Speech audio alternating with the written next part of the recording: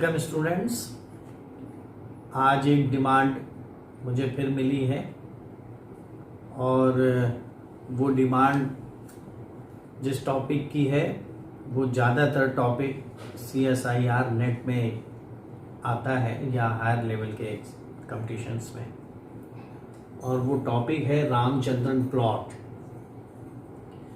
Ramachandran plot चूँकि topic पूछा गया है, मतलब हमसे डिमांड की गई, रिक्वेस्ट की गई है कि आप इसे दें, तो मैं इसमें ये कहना चाहूँगा कि जिस स्टूडेंट ने रामचंद्रन प्लॉट मुझसे पूछा है कि आप इसे एक लेक्चर के रूप में डिलीवर करें, तो मेरी भी कुछ एक्सपेक्टेशन है। वो ये कि जो स्टूडेंट रामचंद्रन प्लॉट को समझना चाह रहा है उसे निश्चित रूप से प्रोटीन का स्ट्रक्चर मालूम होगा, उसे निश्चित रूप से एमिनो एसिड के बारे में भी मालूम होगा, पेप्टाइड बॉन्ड्स वगैरह के भी बारे में मालूम होगा, और प्रोटीन के जो 4 लेवल के स्ट्रक्चर हैं, primary, secondary, tertiary and quaternary, and how they maintain themselves, इसके बारे में भी थोड़ा बहुत आइडिया होगा। क्योंकि अगर हम इनके बारे में पहले बताने लगे तो रामचंद्रन प्लॉट इनके मुकाबले बहुत छोटा भी हो जाएगा और बहुत लंबा लेक्चर हो जाएगा। तो मैं चाहता हूं कि मैं अपने लेक्चर को बहुत ज़्यादा डेविएट न करूं, थोड़ा सा इंट्रोडक्शन मैं दूंगा, उसके बाद रामचंद्रन प्लॉट के बारे में आपको बताऊंगा। तो जैसा मैंने कहा कि रामचंद्रन प्लॉट जो है ये थोड़ा हायर लेवल की बात है, और इसके बारे में अगर एक शब्द में कहा जाए तो ये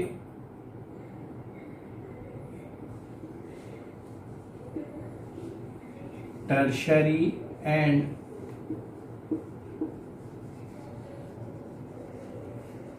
क्वाटरनरी स्ट्रक्चर के बारे में है प्रोटीन के, या और इसको छोटा कर दें तो ये पॉसिबल फोल्डिंग्स के बारे में है, यानी पॉलीपेप्टाइड चेन्स में किस प्रकार की फोल्डिंग्स होगी, ये उसके बारे में बता रहा है। दूसरा, अगर आपको कोई स्ट्रक्चर मालूम है तो उस स्ट्रक्चर के वैलिडेशन के बारे में, यानी यू कैन वैलिडेट दैट कि आपने जो स्ट्रक्चर डेसिफर्ड किया है वो रामचंद्रन प्लॉट के हिसाब से परमिसिबल है कि नहीं है। तो यहाँ सबसे पहले रामचंद्रन प्लॉट को समझने के लिए जो बेसिक मैंने आपसे पूछा कि आपको मालूम होगा, वो एक ये चीज़ होगी कि हम ये जानते हैं कि H3N CH R1 group and CO, बल्कि O ऐसे लिख लीजिए,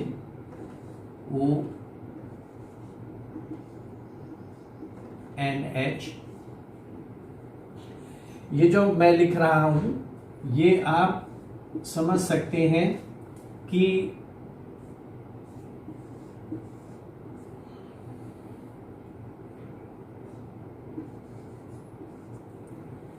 ये मैंने 2 एमिनो एसिड का एक बेसिक स्ट्रक्चर बनाया हुआ है, और एमिनो एसिड्स आपस में कैसे जुड़ते हैं ये आप जानते हैं कि वो एक बॉन्ड के द्वारा जुड़ते हैं, जो एक प्लेनर बॉन्ड होता है, जिसे हम पेप्टाइड बॉन्ड बोलते हैं।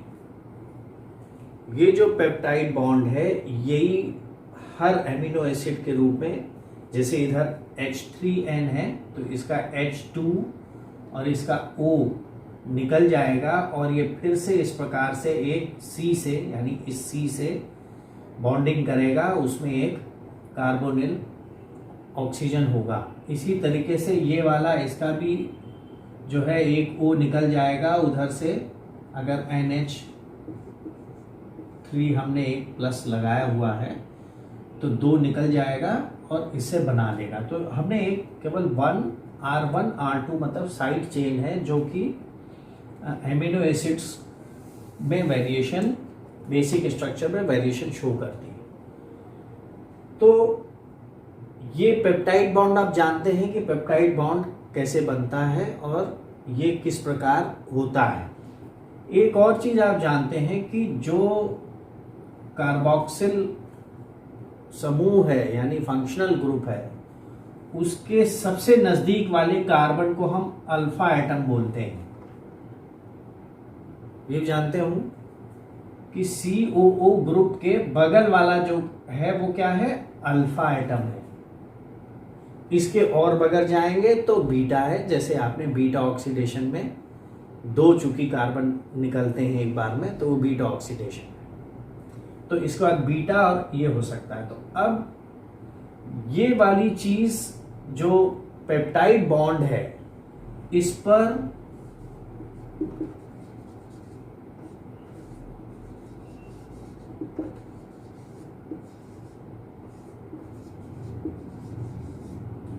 लाइनस पॉलिंग एंड कोरी, इन्होंने 1930s में इस पर काम करना शुरू किया एंड दे फाउंड दैट कि जो एमीन्स हैं उसमें जो N और C की बॉन्ड लेंथ है वो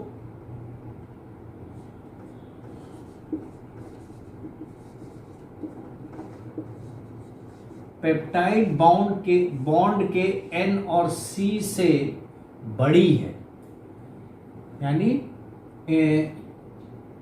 इसकी लेंथ ज्यादा है इस पेप्टाइड बॉन्ड से। तो उन्होंने कहा कि ये डिफरेंस है, इसका कोई कारण हो सकता है।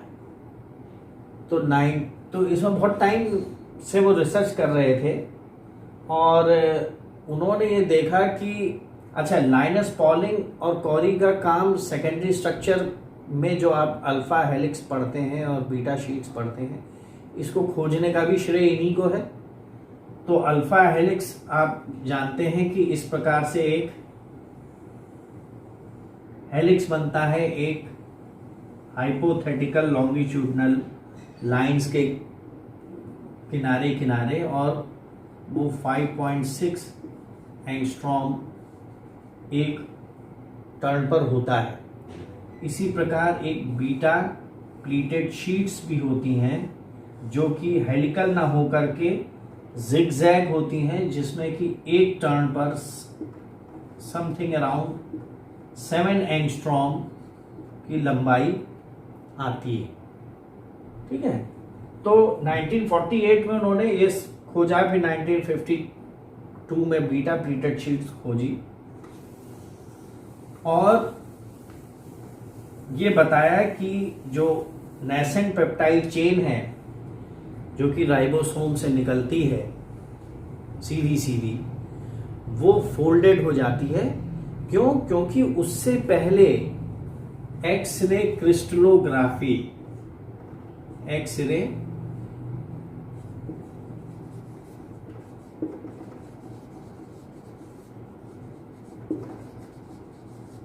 क्रिस्टलोग्राफी में ये पता चल गया था कि जो हम क्रिस्टल बना रहे हैं, अगर हम क्रिस्टल बना रहे हैं इसका मतलब कि कोई एक यूनिट स्ट्रक्चर है जो बार बार आ रहा है, क्योंकि क्रिस्टल तभी बनेगा जब एक यूनिट स्ट्रक्चर बार बार आएगा। तो उससे ये पता चला कि कुछ सेगमेंट्स ऐसे हैं प्रोटीन के जिनमें कि सेम टाइप ऑफ स्ट्रक्चर बनता है, जिससे कि वो एक यूनिट बना लेते हैं और बार बार रिपीट होते हैं। तो वो इस पे काम कर रहे थे पॉलिंग और कॉरी, और उन्होंने ये देखा कि ये जो पेप्टाइड बॉन्ड है इसकी लंबाई एमीन्स के N और C के बीच की लंबाई से कम है। तो ऐसा कैसे हो सकता है? ऐसा उन्होंने सोचा कि ये जो डबल बॉन्ड है जो ऑक्सीजन का है और जो नाइट्रोजन का सिंगल बॉन्ड है, इस पर रेजोनेंस हो रहा है।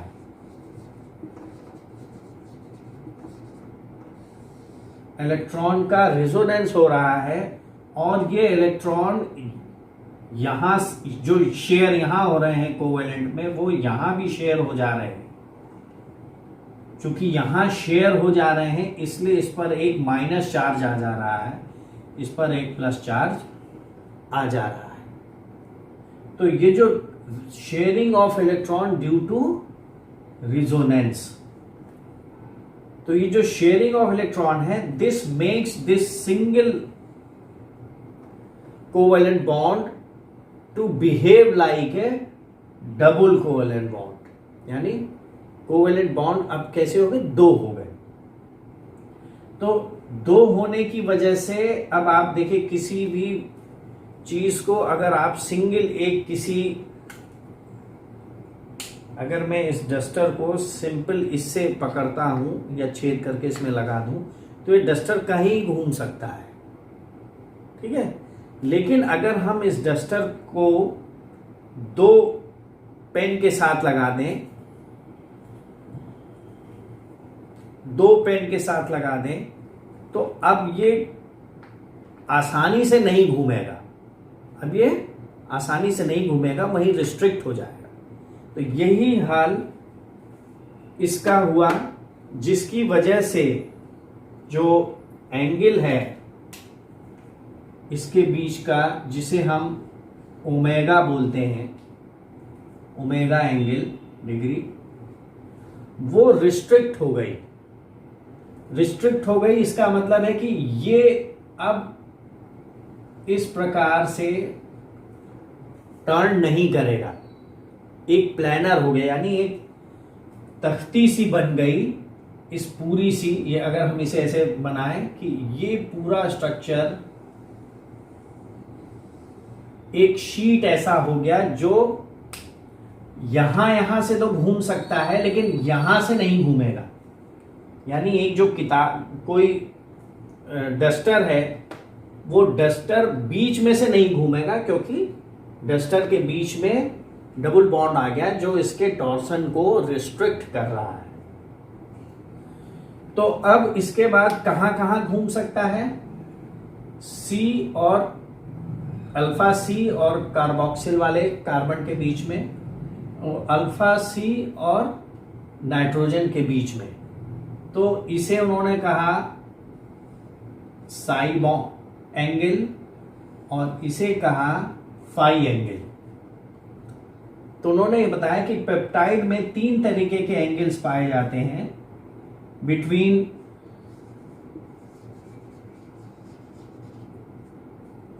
C एंड C अल्फा, दूसरा between N and C alpha, and तीसरा बिटवीन N एंड C। इसको उन्होंने साई एंगल बोला, इसको बोला फाई एंगल, और ये था ओमेगा। तो अब इसका असर ये पड़ा कि जो स्ट्रक्चर्स हैं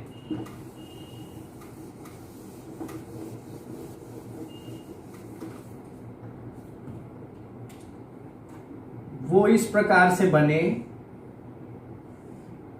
कि मान लीजिए ये है एक पेप्टाइड बॉन्ड के साथ वाला, दूसरा है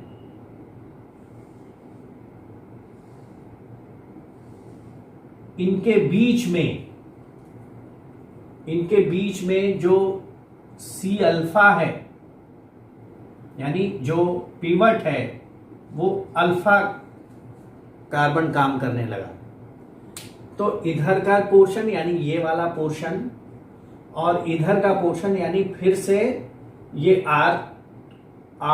R2 वाला जो R1 R2 का पोर्शन है यही घुमा रहा है इसी के पिवट। तो अब हम इसे दूसरे, तो ये जो प्लेनर स्ट्रक्चर है ये नहीं घूम रहा है, केवल इसी एंगल के दोनों तरफ, यानी ये मेन जो सेंटर है वो क्या था, सी अल्फा था, जिसके एक तरफ हम फाई लिख रहे थे, एक तरफ हम साई लिख रहे थे। सी अल्फा से एन के बीच में फाई है और सी से सी के बीच में साई है। तो अगर इसे मैं ऐसे कहूं कि जो the centre of torsion angle है, यानी मूवमेंट जो होगा जिसमें एंगल होगा वो सी है, उसकी एक तरफ कार्बोक्सिल वाला सी लगा है और एक तरफ एमिनो पेप्टाइड बॉन्ड वाला एन लगा हुआ है।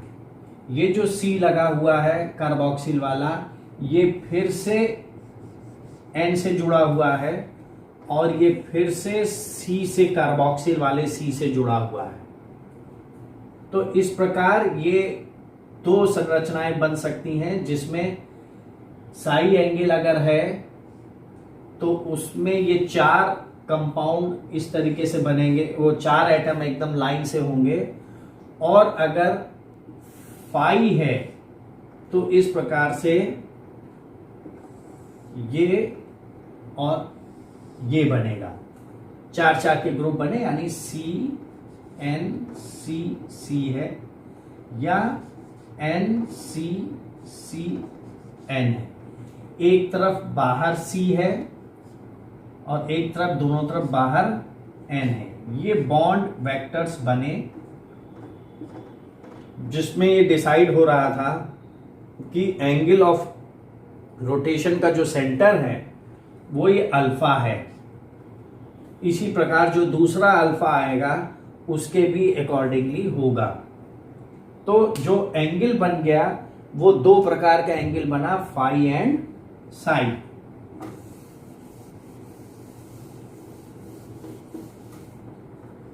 अब ये पता कैसे चल रहा था कि फाई एंड साई है, एंगल कैसे पता चलेगा? तो जो एक्सरे क्रिस्टलोग्राफी है,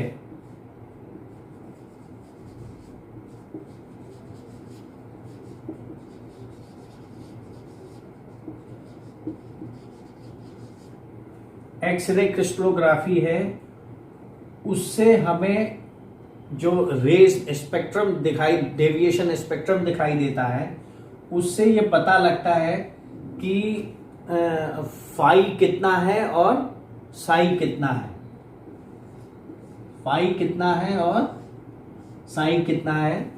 दूसरे हम ये भी पता लगा सकते हैं, मतलब थ्योरेटिकली ये जो है, मान लीजिए ये जो दो हमने बनाए थे कि ये एक यूनिट है और ये एक यूनिट है, ये इस सी के अकॉर्डिंग अगर घूमेगी, चाहे वो इस प्रकार से घूम जाए, चाहे वो इस प्रकार से घूम जाए, तो पूरी प्लेट के जैसे घूमेगी, तो उसका रेंज होगा -180 डिग्री से लेकर के +180 डिग्री तक।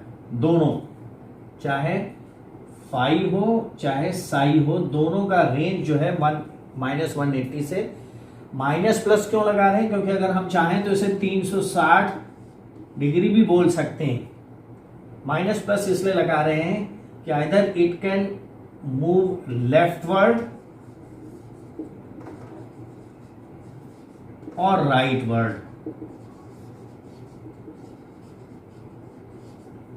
तो ये जो लेफ्ट और राइट है उसे हम माइनस और प्लस, यानी क्लॉकवाइज एंटी क्लॉकवाइज अगर टर्न होता है तो हम उसे माइनस या प्लस बोलते हैं। अब ये टर्न होता है तो फर्क क्या पड़ता है? टर्न होता है तो फर्क ये पड़ता है कि जैसे ये टर्न हो रहा है, अगर 120 डिग्री 120 डिग्री का एंगल है तो अल्फा हेलिक्स बनेगा, यानी कि ये जो एंगल है टॉर्सनल, ये डिसाइड करेंगे कि what will be the tertiary और सेकेंडरी स्ट्रक्चर। सेकेंडरी स्ट्रक्चर क्या पॉसिबली परमिटेड है, तो वो डिपेंड करता है कि जब हम क्रिस्टलोग्राफी करें तो हमें पता चले कि कितनी बेंडिंग हो रही है और किस किस रीजन में हो रही है। क्योंकि आप ये जानते हैं कि जो सेकेंडरी स्ट्रक्चर है प्रोटीन का वो फिक्स नहीं है और पूरे मॉलिक्यूल के लिए फिक्स नहीं है। क्यों फिक्स नहीं है? क्योंकि प्रोटीन को डिफरेंट कंडीशंस में एक्ट करना पड़ता है, रिएक्ट करना पड़ता है, कैटलाइज करना पड़ता है। तो उससे क्या होता है कि वो डिफरेंट कंडीशंस में अपने आप को अडॉप्ट करता है। जैसे अगर वो किसी सबस्ट्रेट एंजाइम है, सबस्ट्रेट से जुड़ रहा है, तो उसका कन्फॉर्मेशन चेंज हो जाएगा, कन्फॉर्मेशन चेंज हो जाएगा। कन्फॉर्मेशन इसे बोलते हैं, जिसे आकार बोलते हैं।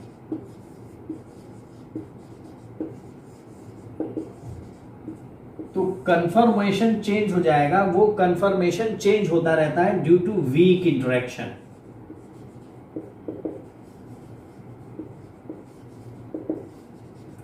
वीक इंटरेक्शन यानी हाइड्रोजन बॉन्डिंग होती है, और डाइसल्फाइड बॉन्ड, जैसे सिस्टीन में है डाइसल्फाइड बॉन्ड। तो ये दो जो बॉन्ड है ये डिसाइड करते हैं कि सेकेंडरी स्ट्रक्चर क्या होगा, क्योंकि आपस में बेंडिंग यानी पास आना या दूर आना। एक और तीसरा और होता है जिसे हम वॉन्डर वॉल फोर्स कहते हैं। उसकी वजह से और इनमें सेकेंडरी स्ट्रक्चर को डिसाइड करने या उसे प्रभावित करने की क्षमता होती है। डाइसल्फाइड बॉन्ड तो कम होते हैं, लेकिन वीक इंटरेक्शंस बहुत ज्यादा होते हैं, जिससे ये स्टेबलाइज फॉर्म में रहता है। तो कहने का मतलब ये है कि जो एंगल्स हैं वो डिसाइडिंग फैक्टर हैं कि whether the polypeptide chain will have a beta sheets और have a alpha helix. Alpha helix भी राइट हैंडेड होगी या लेफ्ट हैंडेड होगी, और बीटा शीट्स पैरेलल होगी या एंटी पैरेलल होगी। क्योंकि एंटी पैरेलल में जैसे ये जिगजैग है तो तमाम पैरेलल शीट्स बनती हैं लाइन से। इसी प्रकार हेलिक्स सिंगल पास एक हेलिक्स बनेगा कि there will be a row of helix. Helix left handed होगा कि राइट हैंडेड होगा। लेफ्ट हैंडेड मीन्स अगर आप ऐसे कर लें तो ये लॉन्गिट्यूडनल एक्सिस है, अगर इस प्रकार घूम रहा है तो लेफ्ट हैंडेड है, और अगर राइट हैंडेड कर लें, ये कॉइलिंग इस प्रकार हो रही है तो राइट हैंडेड। वो बहुत आसान है पता करना। तो ये सारी चीजें जब पता चली, पॉलिंग ने बीटा शीट्स भी निकाल दी, पॉलिंग ने अल्फा भी निकाल दिया उन्होंने, हेलिक्स। और now the world knows that कि what is the phi and psi bond. तो जीएन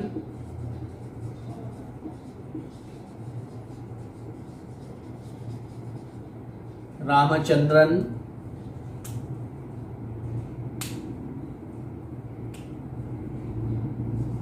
एस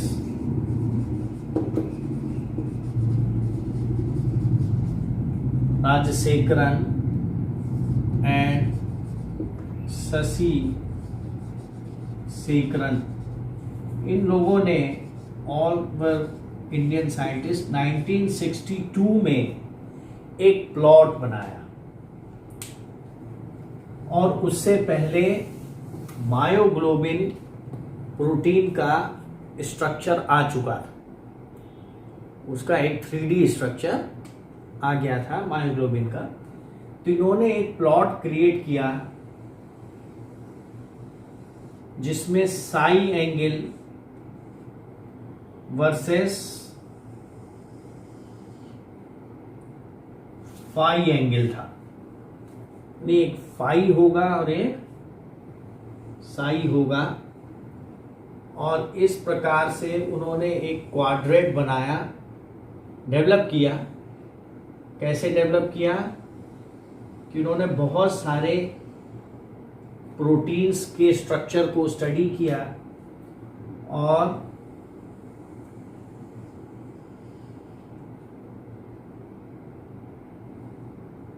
उनके फाई और साई एंगल को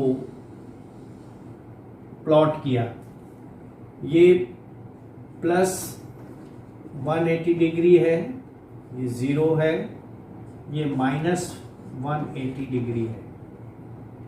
उसी प्रकार ये माइनस 180 डिग्री है, ये 0 है, और ये प्लस 180 डिग्री है। तो फाई साई को हम जानते हैं सी और सी अल्फा के बीच, फाई हम जानते हैं सी और सी अल्फा और एन के बीच में।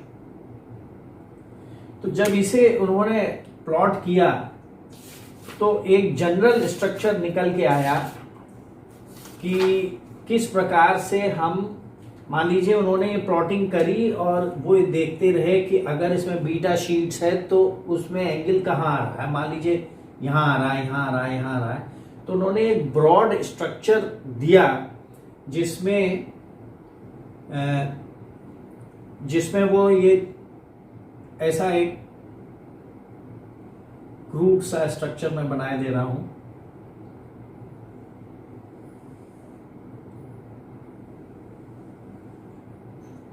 ये एक स्ट्रक्चर उन्होंने दिया जिसमें कि बाहर की तरफ भी कुछ उन्होंने लाइंस ऐसे क्रिएट करी और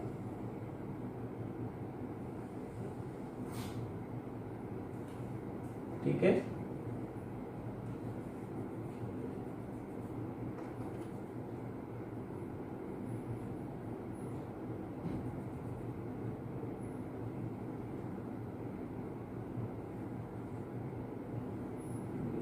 और ये जो ये लाइन बन रही है ये है सारे डाटा को मिलाते हुए, क्योंकि इसमें पॉइंट्स में डाटा थे, जैसे ये पॉइंट्स बनाते, ये पॉइंट्स बनाते, ये पॉइंट। तो ये डाटा यहां चला गया और फिर जो दूसरा उन्होंने बनाया, जैसे हम इसे बना रहे हैं तो हम इसे कहां बना रहे हैं, माइनस में बना रहे हैं। इधर प्लस में है, इधर माइनस में है।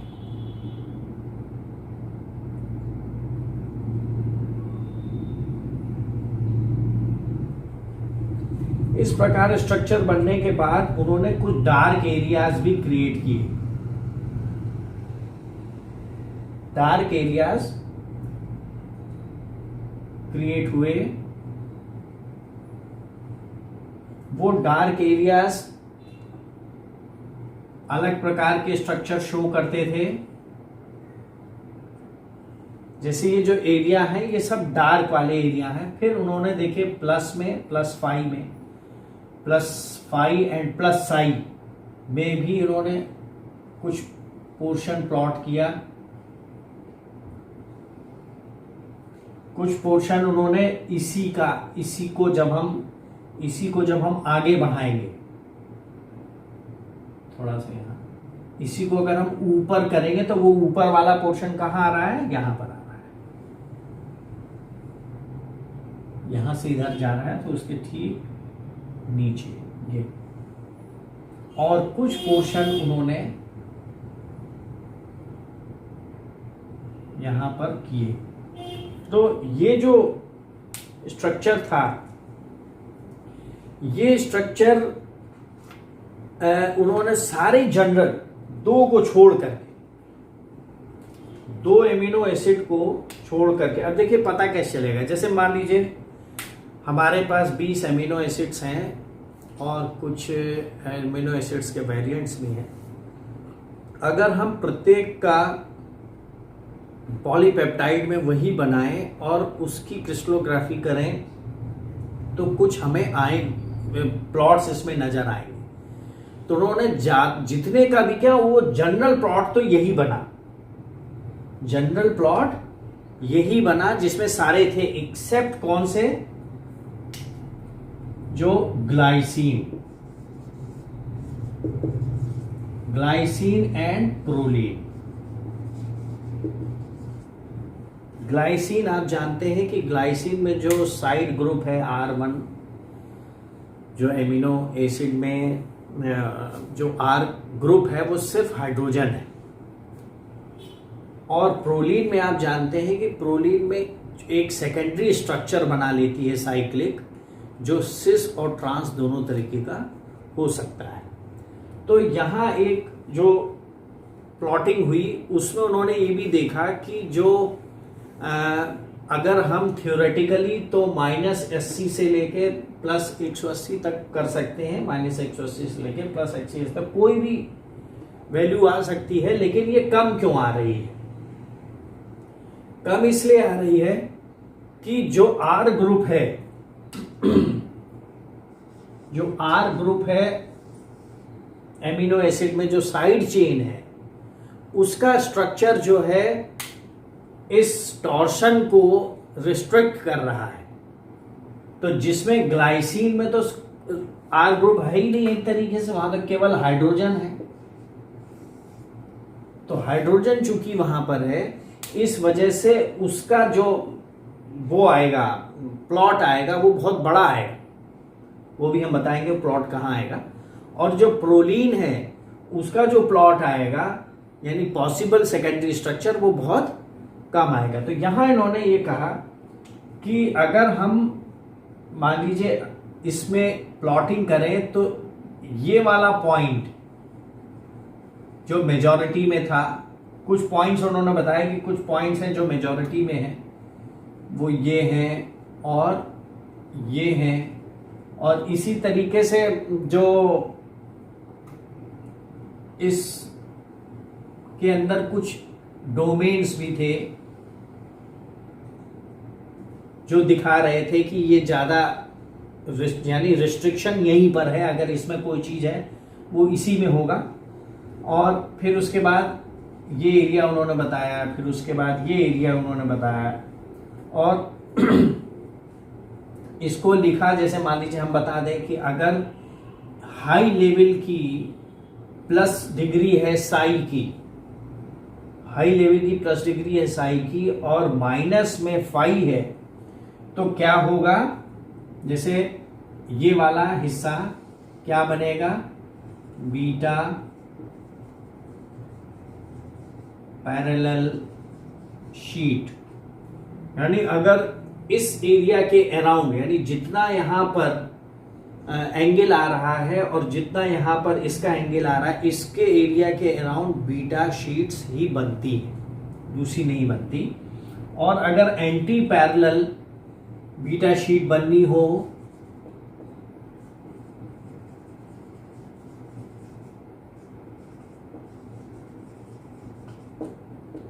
तो उसे यहां होना पड़ेगा। और अगर ट्रिपल कोलेजन, एक ट्रिपल हेलिक्स बनता है जो कोलेजन में मिलता है, तो वो यहां होगा। इसी प्रकार अगर अल्फा हेलिक्स बनने हैं तो अल्फा हेलिक्स राइट हैंडेड होंगे, और वो लेफ्ट हैंडेड होंगे यहां पर, और alpha helix right handed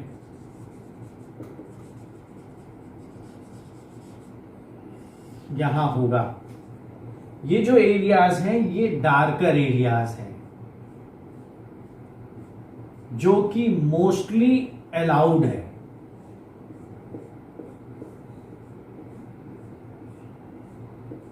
most easily found secondary structure है वो इस डार्क एरिया में, यानी all you can found mostly, अगर if the angle is placed under these areas, then you will found that in most of the protein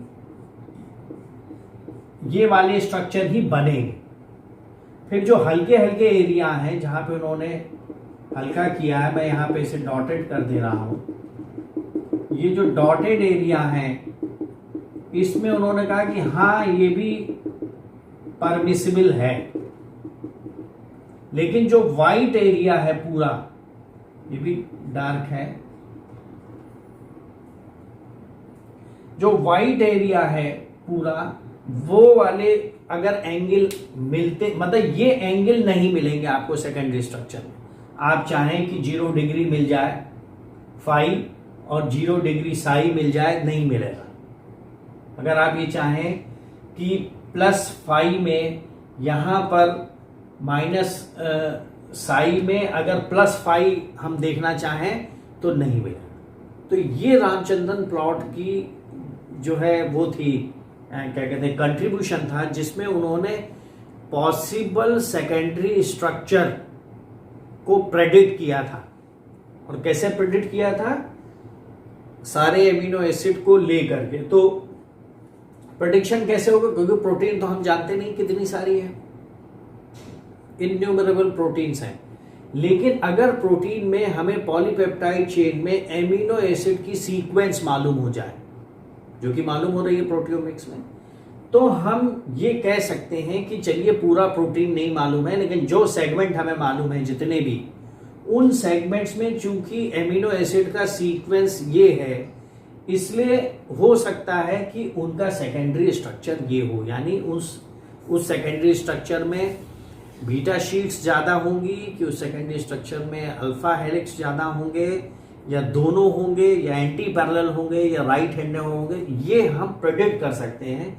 इसीलिए जब हम actual में उसका 3D वर्जन देखते हैं तो उसको हम उसके स्ट्रक्चर को वैलिडेट कर सकते हैं, क्योंकि जितनी जानकारी है उसको जो है प्रोटीन डाटा बैंक में सारे के सारे साइंटिस्ट इनपुट कर देते हैं, जितनी भी रिसर्च हो रही है, और वहां से सॉफ्टवेयर के through, there are so many software in the market, वो या रिसर्च इंस्टीट्यूशंस में, उन सॉफ्टवेयर के थ्रू रामचंद्रन प्लॉट को जब हम उसमें वो डाटा फीड करते हैं तो वो बता देता है कि कितने परसेंट इसमें अल्फा हेलिक्स होगा, कितने परसेंट इसमें बीटा होगा, और कितना अनडिफाइंड होगा। देखिए अभी भी बहुत सारे इन प्रोटीन्स के ऐसे सेगमेंट्स होते हैं जो अनडिफाइंड होते हैं, जिसमें ये तय नहीं हो पाता कि इनका स्ट्रक्चर क्या होगा। तो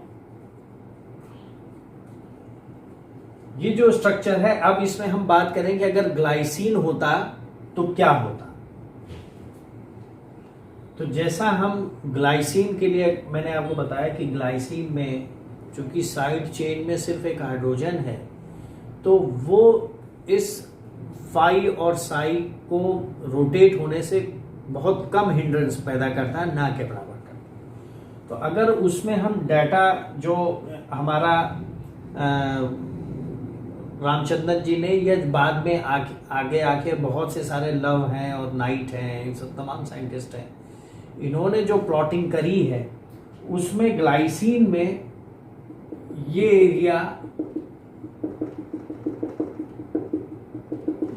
एरिया और इन एरियाज में बहुत सारे डाटा हमें मिले हैं।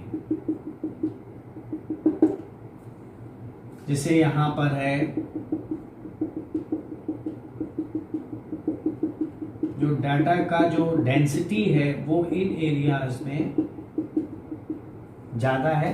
तो जैसे यहां पर क्या है, लेफ्ट हैंडेड अल्फा हेलिक्स हमको मिलेगा, यहां पर हमको राइट हैंडेड अल्फा हेलिक्स मिलेगा, और यहां पर हमें बीटा चेन्स मिलेगी। तो इस तरीके से बहुत सारे ग्लाइसिन में वो बहुत सारे सिस्टम हमको प्राप्त हुए, जो कि जनरल प्रोटीन्स और एमिनो एसिड्स में, जो अदर एमिनो एसिड्स हैं, उसमें नहीं मिल रहे थे। तो इस प्रकार से हमें बहुत सारे ये डाटा मिले। तो दिस शोज की जो कंफर्मेशन है, यानी अल्फा हेलिक्स का और बीटा का वो कई जगह हमें मिल रहा है, और बहुत सारी जगह ऐसे भी है, जैसे ये वाली जगह है, ये वाली जगह है, ये वाली जगह, जहां अनडिफाइंड है, मालूम नहीं है कि ये अल्फा हेलिक्स ही बनाएगा, वो कुछ भी बना दे रहा है जो अल्फा हेलिक्स और बीटा शीट्स में फिट नहीं हो रहा है। तो जब हम प्रोलीन की बात करते हैं जिसमें कि एक साइक्लिक स्ट्रक्चर बनता है, वहां पर क्या है कि वहां पर ये सारे जो डाटा पॉइंट्स हैं यहाँ के सब खत्म हो जाते हैं, और इस प्रकार बहुत छोटी सी जगह में रिस्ट्रिक्ट हो जाता है, बहुत छोटी सी जगह में रिस्ट्रिक्ट हो जाता है। इस प्रकार से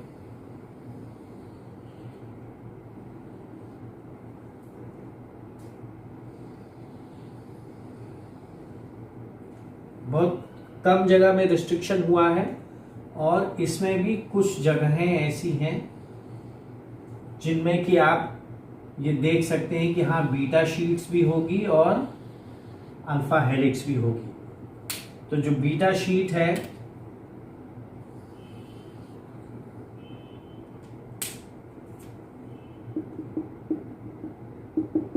ये एरियाज हैं जहां बहुत सारे डाटा मिले हैं, यानी इस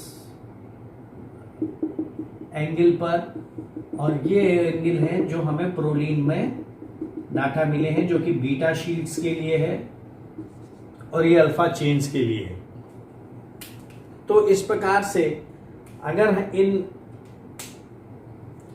एक्सेप्शंस को छोड़ दिया जाए तो जो बेसिक रामचंद्रन प्लॉट है उसके आधार पर अगर हमें कोई फाई और साई की एंगल मिल रही है क्रिस्टलोग्राफी से, क्योंकि होता क्या है कि क्रिस्टलोग्राफी में देखिए ऐसा है कि मान लीजिए प्रोटीन बहुत बड़ी है और या उसका क्वार्टरनरी स्ट्रक्चर है या टर्शरी स्ट्रक्चर है या एक से ज़्यादा डोमेन है, तो हम सारी प्रोटीन की क्रिस्टलोग्राफी नहीं कर पाते।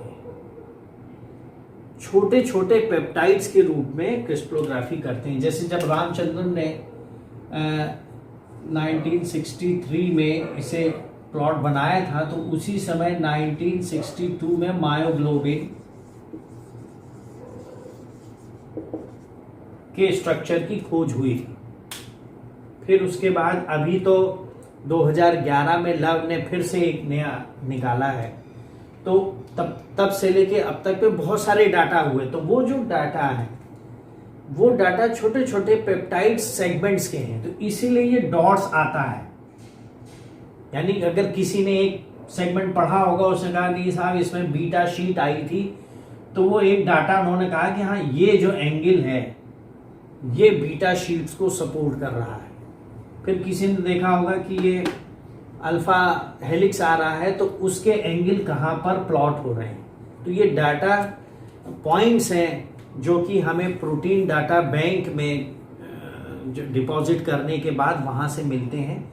उसको अगर हम रामचंद्रन प्लॉट पर ग्राफ पर उसको प्लॉट करें तो हमें ये एरिया मिलता है। जैसे ग्लाइसिन में पूरा भर गया था, लेकिन प्रोलीन है ये इतना ही रिस्ट्रिक्टेड एरिया है। इसी प्रकार से अगर हम ये देखें तो प्री प्रोलीन भी एक स्ट्रक्चर होता है जिसमें कि हम ये बता सकते हैं कि हाँ ये भी रिस्ट्रिक्शन है, जिसमें ट्रांस और सिस कन्फिग्रेशन आता है। तो प्री प्रोलीन में भी अगर हम जाएं तो हमें बहुत कुछ एरियाज यहाँ मिलेंगे और कुछ एरियाज यहाँ मिलेंगे, बस बाकी ये जितना एरिया है ये सब खत्म हो जाएगा प्री प्रोलीन में।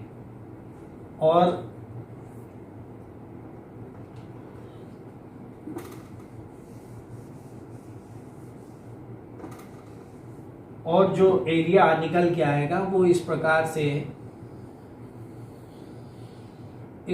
से एरिया निकल के आएगा, जिसके अंदर हम इन एरियाज में ही हमें डाटा पॉइंट्स मिलेंगे। These dots represents the separate datas which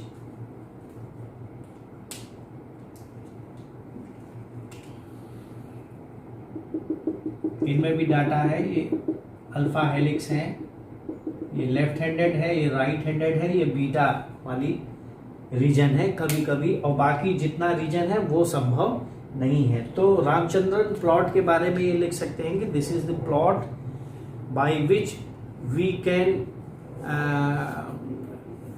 no the possible conformation in the studied protein.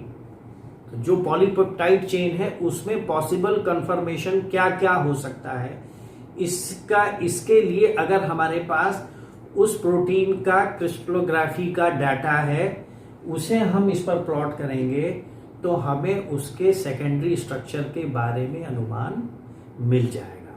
अगर हमको किसी सॉफ्टवेयर के थ्रू कोई सेकेंडरी स्ट्रक्चर मिल रहा है तो उस स्ट्रक्चर का वैलिडेशन भी इस ग्राफ के जरिए हो सकता है। पहले तो क्या है, पॉसिबल सेकेंडरी स्ट्रक्चर, यानी अगर हम देखना चाहें तो नंबर 1 क्या है कि जो फायदा है यानी जो यूज है, पॉसिबल सेकेंडरी स्ट्रक्चर है, और दूसरा है स्ट्रक्चर वैलिडेशन। तो ये 2 पॉइंट हैं जो रामचंद्रन प्लॉट से हमें मिलते हैं।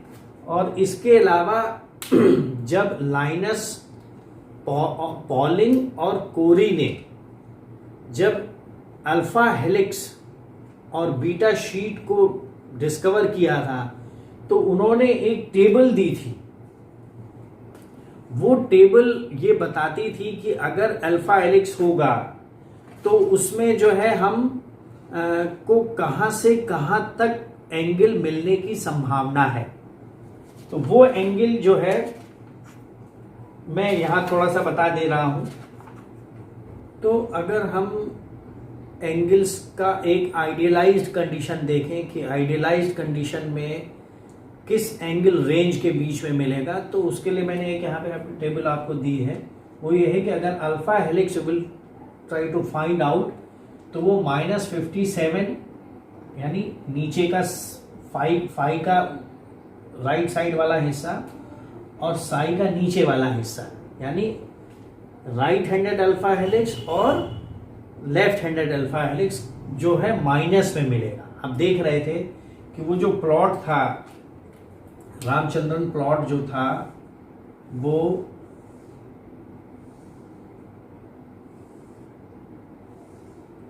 एक यहां पर अल्फा हेलिक्स था और एक यहां पर अल्फा हेलिक्स था, और ये 0 है और ये 0 है। तो यहां पर जब हम फाई और साई में जाएंगे तो ज्यादातर चूंकि हमारे पास राइट हैंडेड अल्फा हेलिक्स होता है तो दोनों पोर्शन ये माइनस में पड़ रहा है, ये वाला भी ये वाला। उसके बाद जब हम बीटा कंफर्मेशन में देखना चाहते हैं तो हमें देखिए मिल रहा है 139 एंड 135। तो 139 और 135 में जब हम जाते हैं तो हमें एंटी पैरेलल मिलता है, यानी हमें 135 प्लस में हम जाएंगे तो ये वाला एरिया आएगा, क्योंकि यहाँ 180 है प्लस साई का और ये माइनस वाला है।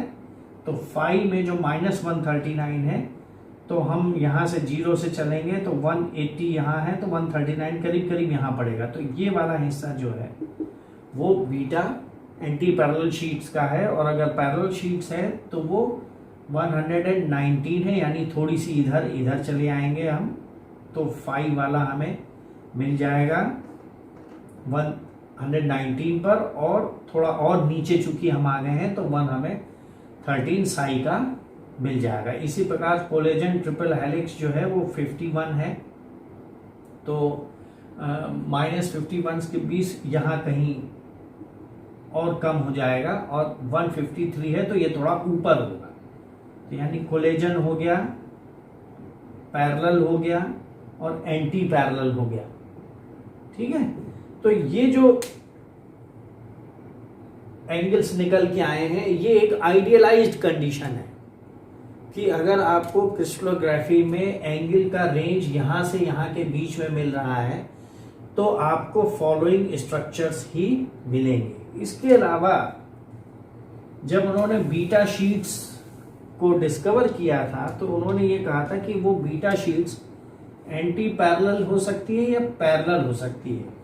तो अगर एंटी पैरेलल है तो इसका मतलब एक कोई चीज सेगमेंट्स यहां गया और वो यहां जब लौटेगा तभी तो इसके एंटी पैरेलल होगा, यानी डायरेक्शन उसका बदल जाएगा। उसके बाद वो फिर जब लौटेगा तो फिर उसका डायरेक्शन बदल जाएगा, फिर जब लौटेगा तो फिर उसका डायरेक्शन बदल जाएगा। तो उन्होंने ये बताया कि जो भी, चाहे वो अल्फा हेलिक्स हो चाहे बीटा शीट्स हो, उसके ऊपर यानी एंड वाले हिस्से में कोई सेकेंडरी स्ट्रक्चर नहीं होता है, यानी यहां से वो टर्न होती है। तो बीटा, इन्हें बीटा टर्न्स बोलते हैं,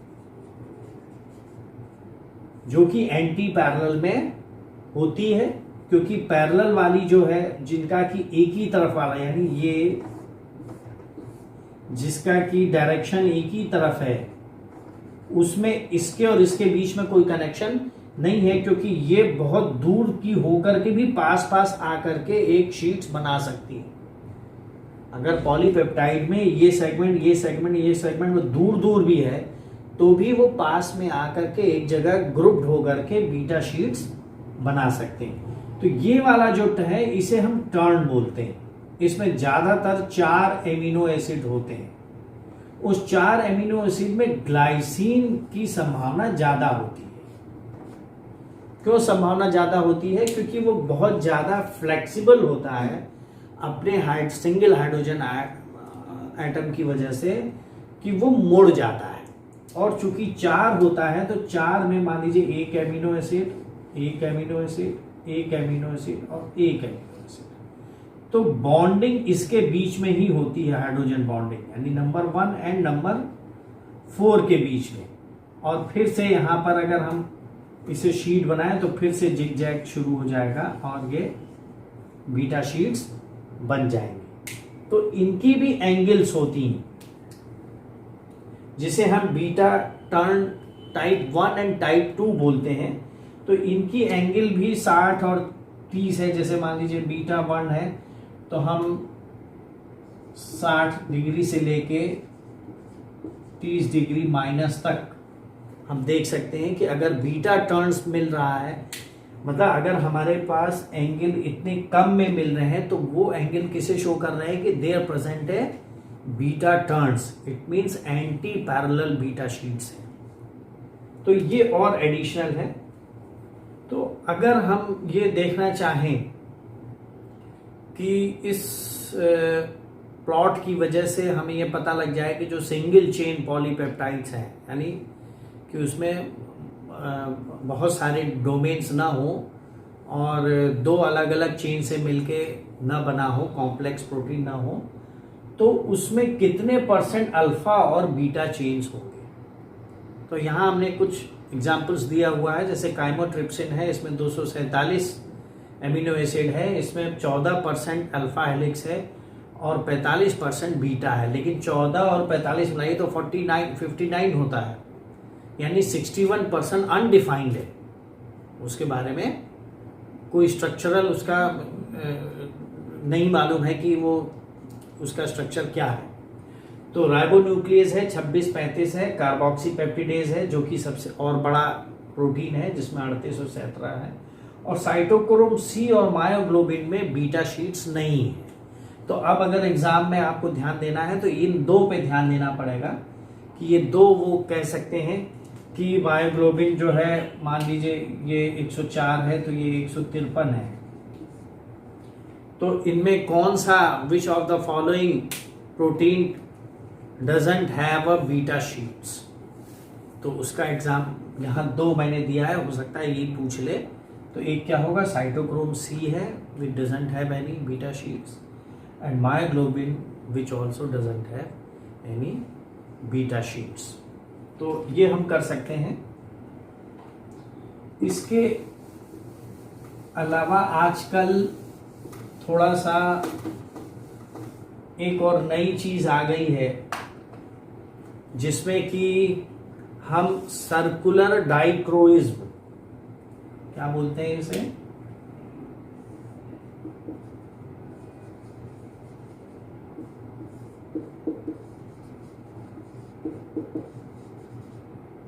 सर्कुलर डाइक्रोइज्म कैसे होता है कि जब हम स्पेक्ट्रम डालते हैं तो फार हाई यूवी रेडिएशन डालते हैं, फार हाई यूवी रेडिएशन डालते हैं तो ये कंफर्मेशन के हिसाब से इनका स्पेक्ट्रम बदल जाता है। तो जब इनका स्पेक्ट्रम बदल जाता है तो जब हम उसे प्लॉट करते हैं तो हमें ये पता लग जाता है कि इस रेडिएशन को फार हाई यूवी रेडिएशन, बल्कि इसके आगे और लिख ही लीजिए स्पेक्ट्रोस्कोपी। तो जब हम ये देखते हैं कि सर्कुलर डाइक्रोइज्म एग्जिस्ट कर रही है, यानी डेविएट कर रही है, कितना अल्फा हेलिक्स है, कितना बीटा है, कितना कोलिजन है, इसमें डेविएशन हो रहा है, तो इससे भी हमें पता लग जाता है कि प्रोटीन का सेकेंडरी स्ट्रक्चर क्या होगा। तो अगर हम इसका एक प्लॉट करें तो प्लॉट अगर करते हैं तो मान लीजिए ये जीरो लाइन है,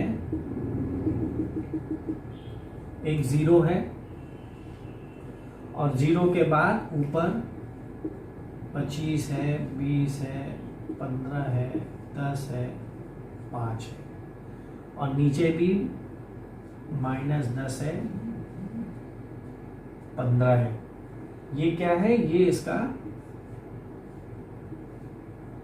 एंगुलर डिफरेंस है, मतलब एंगुलर डिफरेंस है, उसका प्लॉटिंग है, किसके अगेंस्ट है, वेवलेंथ। तो अगर वेवलेंथ के अगेंस्ट हम करते हैं, मान लीजिए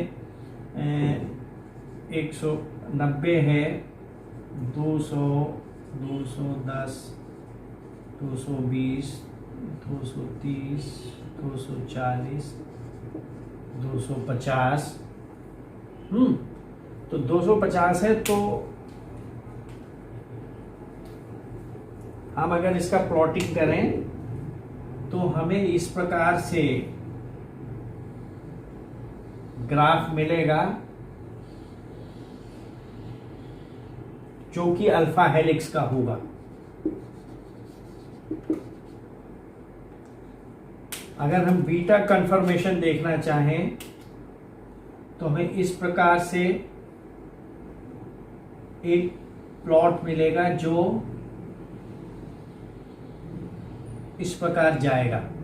तो ये क्या हो जाएगा, बीटा कॉन्फर्मेशन। और अगर रैंडम कॉइल देखना चाहें कि रैंडम क्या हो रहा है, तो रैंडम इस प्रकार से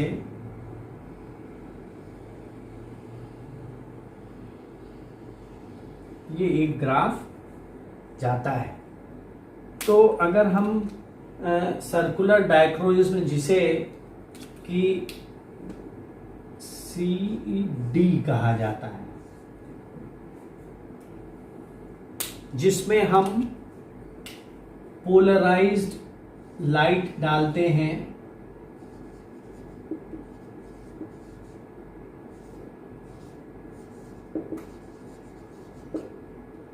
वो पोलराइज्ड लाइट इस सेकेंडरी स्ट्रक्चर के कारण डेविएट होती है, जिसे हम स्पेक्ट्रोमीटर से डिटेक्ट करते हैं। उसको जब प्लॉट करते हैं तो हमें एक और तरीका भी पता लग जाता है कि कितना % इसमें अल्फा हेलिक्स है, कितना % बीटा है। तो जो CD स्पेक्ट्रा है, इस CD स्पेक्ट्रा से बायोकेमिस्ट को हमें क्या मिलता है कि अगर उसने कोई प्रोटीन बनाई है, एक प्रोटीन बनाई है, तो वो प्रॉपरली फोल्डेड है कि नहीं।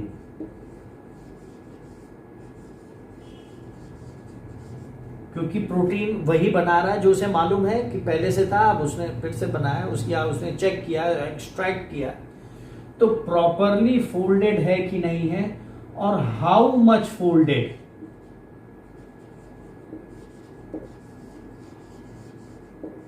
हाउ मच फोल्डिंग प्रेजेंट, तो कितना अनफोल्डेड है प्रोटीन जो उन्होंने एक्सट्रैक्ट की है, यानी जिस भी रूप पे उनके पास है।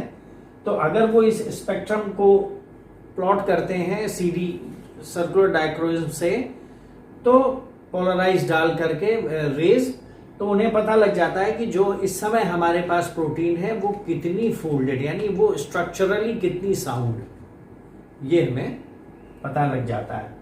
तो इस प्रकार अगर हम देखें तो हालांकि थोड़ा लंबा लेक्चर हो गया है, इतना रामचंद्रन प्लॉट पे कभी इतना बड़ा सवाल नहीं आता है कि आप ये सारी चीज़ें लिखें, लेकिन अगर रामचंद्रन प्लॉट है तो आपको सिर्फ ये बताना है कि रामचंद्रन प्लॉट, रामचंद्रन और रामाकृष्णन और शशि शेखरन, इन तीनों ने जो लाइनस पॉलिंग और कोरी ने खोज की थी फाई और साई एंगल्स की, उसको प्लॉट किया था ये जब बताने के लिए कि प्रोटीन जो हमारे पास पॉलीपेप्टाइड है उसका सेकेंडरी स्ट्रक्चर क्या होगा या क्या हो सकता है, व्हाट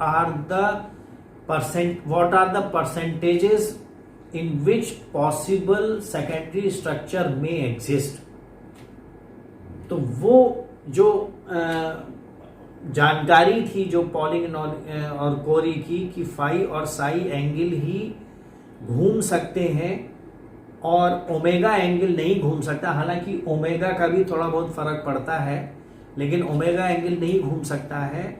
और उन्होंने ये जो बताया कि जो साइड चेन है एमिनो एसिड की वो भी उसमें कंट्रोल करती है एंगल, प्लानर एंगल को चेंज करने में। अब इसमें एक चीज रह गई जो नहीं शुरू में डिस्कस हो पाई, नाम है केवल वो एक,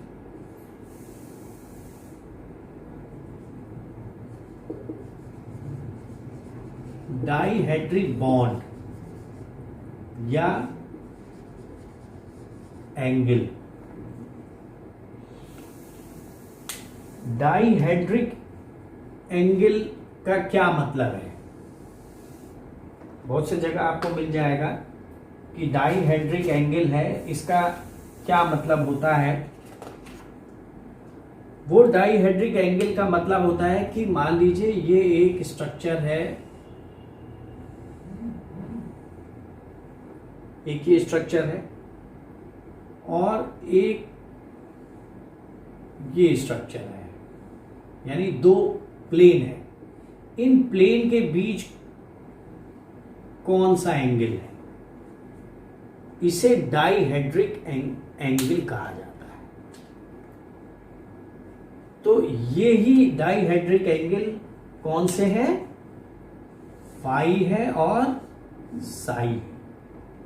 तो प्लेन 3D स्ट्रक्चर में दो प्लेन के आपस में एंगल, उसे हम डाइहेड्रिक एंगल्स बोलते हैं। यही एंगल पर ही पूरा रामचंद्रन प्लॉट बेस्ड है, जो कि एक साई है और एक फाई है। तो आई थिंक मैं समझता हूँ कि इसमें रामचंद्रन प्लॉट में अब आपको समझ में आ गया होगा कि अगर आपको 5 मिनट का एक शॉर्ट नोट लिखना है तो आपको तुरंत ही लिखना होगा कि इन्हें polypeptide the units of amino acids में जो ज्वाइन करते हैं, the amino acids which join each other by means of peptide bond, there exist 3 bonds, omega, phi and psi, due to the sharing of electron between carboxyl oxygen and nitrogen atom. Due to resonance of the electron, the single bond appears or functions like a double bond, which makes the rotation around this angle difficult. So the rotation is possible only in phi and psi bonds, and that rotation is also restricted by the nature of the side chain. So the Ramachandran plot, Ramachandran and co-workers plotted these both angles on a graph against psi against phi, and try to tell that these are the possible conformation in a given polypeptide chain. By studying all the amino polypeptide via crystallography, they told us that not all angles are possible, or not all conformations are possible practically, and this by using the plot you can validate the structure of any unknown protein molecule और polypeptide chain. यही है. इसमें हिंदी में भी हमने आपको बता दिया, इंग्लिश में भी आपको बता दिया. रामाचंद्रन प्लॉट का सिर्फ यही मतलब है कि किस प्रकार सेकेंडरी स्ट्रक्चर हमें मालूम पड़ेगा, या किसी भी पॉलीपेप्टाइड चेन में जो 100 एमिनो एसिड, 200, 300 एमिनो एसिड लंबी है, या उसका जो सीक्वेंस है वो इस पूरे प्रोटीन को किस प्रकार सेकेंडरी स्ट्रक्चर में संभावित रूपों में बदल सकता है. थ्योरेटिकली नहीं, संभावित, यानी कितने परसेंट इसमें अल्फा हेलिक्स होगा, कितने परसेंट बीटा चेन शीट्स होगी. I think this is all about Ramachandran plot. Thank you.